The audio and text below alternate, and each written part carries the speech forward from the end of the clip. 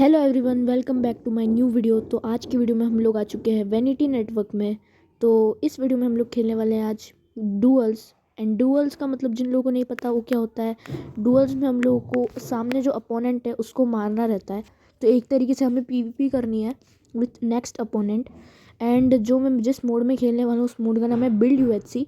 And उस mode के अंदर हम लोग के पास ब्लॉक्स रहेंगे, लावा रहेगा, वाटर बकेट रहेगी। तो ये वीडियो और भी ज़्यादा इंसेन बनेगी। तुम लोग वीडियो को लास्ट तक देखते रहना। एंड अगर तुम लोगों ने अभी तक वीडियो को लाइक नहीं किया है तो जाओ लाइक कर दो एंड चैनल को सब्सक्राइब कर दो। So let's get start.